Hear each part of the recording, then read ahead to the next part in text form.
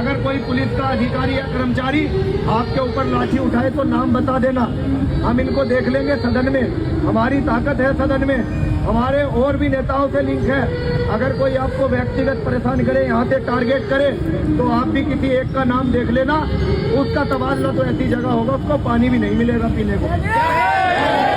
अब हमने ताकत बना ली है, हम गांव-गांव जा रहे हैं। दलित, मुस्लिम और पिछड़े समाज की अन्य जातियों के लोग जो अधिकारों से वंचित रह गए, वो जातियां हमारे साथ जुड़ रही है।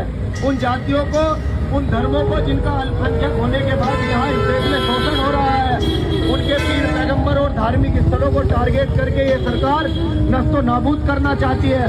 वो तमाम पीड़ित लोग हमारी आजाद समाज पार्टी से जुड़ रहे हैं।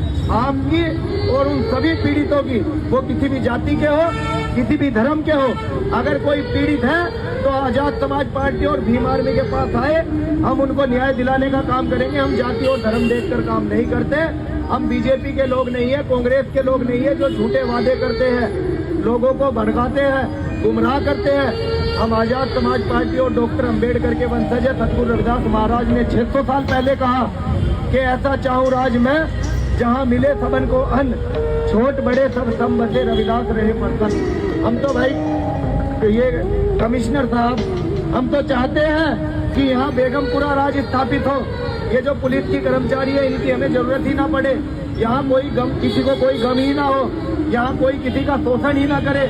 यहाँ अलग अलग जातियों में जो समाज बांटा गया है, उपजातियों में बांटा गया है और फिर इन जातियों को लड़ाया गया है, ये सारे लड़ाई दंगे बंद हो जाए। ये जातियों में बटे हुए लोग इकट्ठा हो जाए। ये धर्म के नाम पर जो लोगों को भड़काकर देश में आग लगाई जाती है, ये धर्म के नाम पर लड़ना बंद हो जाए, मॉब लिंचिंग बंद हो जाए, जातियों पर अन्याय बंद हो जाए। हम तो ये चाहते हैं कि सब भाईचारा बना करके रहे। लेकिन अगर कमिश्नर साहब आप अपनी कलम का सही उपयोग नहीं कर सकते तो आपको इस्तीफा दे देना चाहिए। हम आपका रास्ता रोकने नहीं आए, हम पीड़ित लोग हैं। सरकार और प्रशासन की ये जिम्मेदारी होती है, पुलिस की ये जिम्मेदारी होती है कि अगर कोई पीड़ित है उसे न्याय दे, उसका साथ दे, उसके साथ खड़े हो। लेकिन यहाँ तो सरकार, पीड़ित और प्रशासन मिलकर के, सरकार, पुलिस, प्रशासन मिलकर के पीड़ित को और दबाने का काम कर रहे हैं। कुछ पैसे वाले लोगों के चक्कर में आकर के यहाँ पीड़ित को परेशान किया जा रहा है। आपको समझना चाहिए, आप जो बंदूकें लेकर खड़े हो गए, यहाँ कोई आतंकवादी थोड़ी है।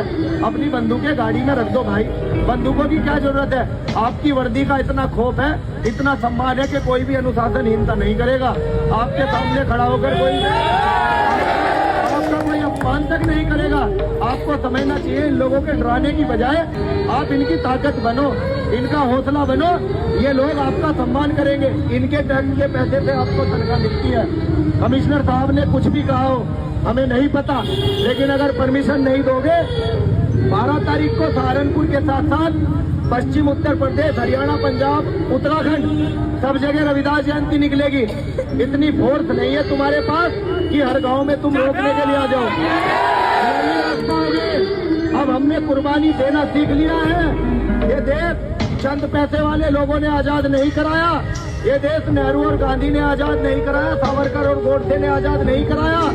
ये देश, इस देश की 85% जनसंख्या जो यहाँ पीड़ित है, उस पीड़ित जनसंख्या के बाप दादाओं ने अपने खून का एक एक कतरा इस देश की आजादी में दिया है। इन लोगों ने आजाद कराया है। आप अपनी ताकत का सही इस्तेमाल करें। रविदास जयंती रोकने की कोशिश भी मत करना। निकलेगी 10 पर मुकदमा लगाना। सरकार आ जाने के बाद भाई डरना मत। ये 2027 में सरकार बदल रही है।